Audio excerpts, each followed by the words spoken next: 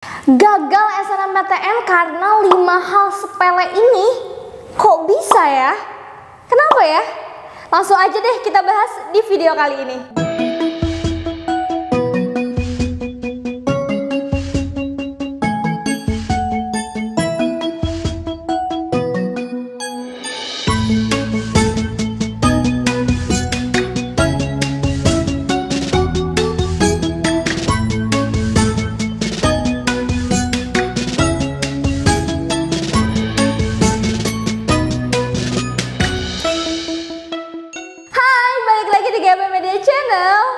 Ayo, kalian penasaran gak nih? Kira-kira 5 hal sepele apa sih yang bisa bikin kalian auto gagal di SNMPTN?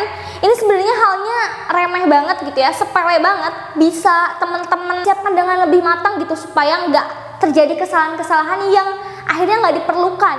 Tapi ternyata kalau ini salah sedikit aja, akibatnya langsung fatal. Tanpa berlama-lama lagi, ayo kita mulai bahas dari hal yang pertama. Yang pertama ini adalah salah satu hal yang biasanya teman-teman itu pada teledor, keliru, yaitu di tahapan pertama sebelum daftar SNMPTN.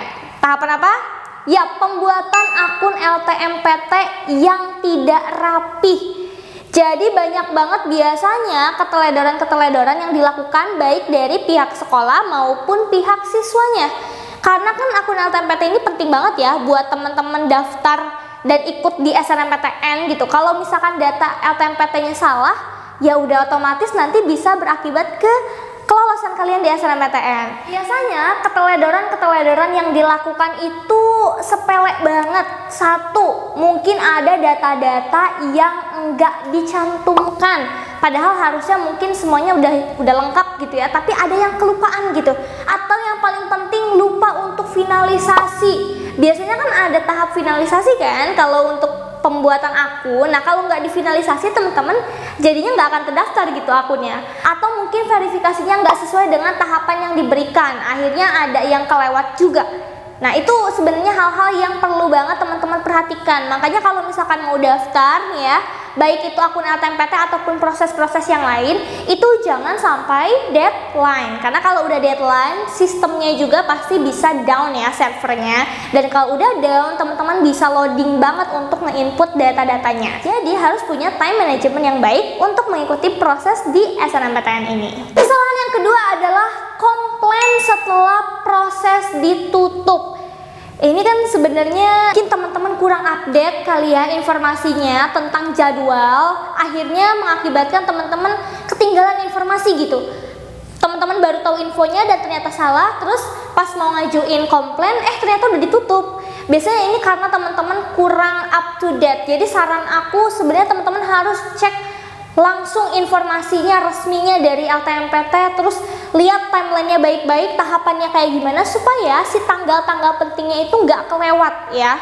Karena biasanya setiap proses di SNMPTN ini dari pihak LTMPT akan menyajikan yang namanya masa sanggah. Masa sanggah itu kalau ada data-data yang nggak cocok, ada data-data yang salah, itu bisa diperbaiki di tanggal-tanggal tersebut gitu. Nah, mungkin teman-teman bisa jadi nanti kelewat gitu ya, kelewat beberapa jam aja udah nggak bisa gitu untuk diperbaiki gitu kan. Jadi harus banget up to date. Dan kalau bisa teman-teman catat deh kontak personnya LTMPT, di mana sih bisa dihubunginya.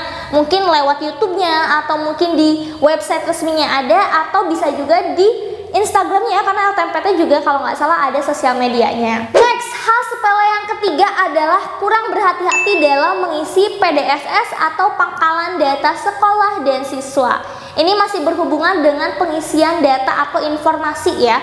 Apalagi kalau PDSS ini hubungannya biasanya sama nilai teman-teman. PDSS ini nanti ada yang menjadi tanggung jawab sekolah dan juga ada yang jadi tanggung jawab siswa. Nah, kita nggak tahu nih apakah kesalahannya dari sekolah atau dari siswa, karena bisa jadi dari dua-duanya gitu ya.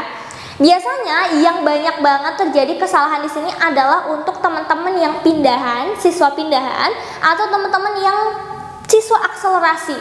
Karena kan kalau akselerasi berarti kan ada nilai-nilai yang dilewatkan tahapannya. Kalau teman-teman yang lain mungkin selama 5 semester, kalau yang akselerasi kan bisa lebih cepat gitu kan. Nah, jadi itu ada sistem yang harus disesuaikan gitu. Terus buat teman-teman yang pindahan juga kan mungkin nilainya kalau teman-teman pindah ke sana baru kelas 12, berarti kan nilai kelas 10 dan 11-nya nggak ada di sekolah tersebut kan, berarti datanya harus ada penyesuaian lagi. Nah biasanya kalau sekolah nih kadang suka lupa atau mungkin nggak ngeh gitu ya tentang hal-hal sepele kayak gini. Next, kesalahan hal sepele lainnya adalah perbedaan persepsi antara pihak sekolah dan siswa terhadap data yang akan diinput di SNMPTN. Misalnya nih teman-teman ada biodata yang nggak sinkron gitu kan antara sekolah dan siswa, atau mungkin ada aturan-aturannya mungkin KKM-nya atau lain sebagainya gitu nggak sinkron sama sekolah. Nah ini wajib banget makanya ya ada koordinasi antara pihak sekolah dan siswa sebelum mau melakukan pendaftaran atau pengisian data-data yang ada di SNMPTN. Kan biasanya sebelum siswa itu kan pasti sekolah dulu kan, baru nanti dari sekolah diverifikasi lagi ke siswa. Nah proses itu dari sekolah ke siswa harus jelas. Jadi kalau sekarang masih banyak juga kan dari teman-teman yang bingung, kak kok aku dari sekolah nggak ada sosialisasi, kok dari sekolah belum ada mulai gitu tahapan untuk daftar di SNMPTN, ini kayak gimana ya? Nah makanya ini kalau teman-teman yang masih mungkin sekolahnya belum melakukan sesuatu untuk menghadapi SNMPTN yang sebentar lagi ini, teman-teman wajib menanyakan ya ke guru-gurunya. Biasanya sih yang mengurusi SNMPTN kan guru BK, jadi boleh ke guru BK dulu atau mungkin ke wali kelasnya ya, baru nanti bisa didiskusikan kira-kira gimana kelanjutannya. Karena komunikasi itu penting banget. Kalau misalkan teman-teman koordinasinya kurang, bisa jadi nanti malah merugikan kalian sendiri ataupun sekolah. Hal sepele yang terakhir yang paling sering dilakukan oleh siswa yang daftar di SNMPTN adalah menggunakan format foto yang keliru.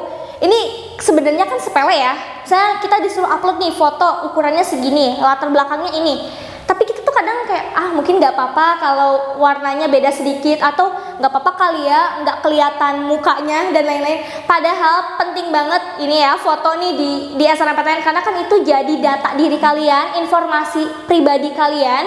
Itu fotonya harus jelas, kelihatan kalian sendiri dan formal ya.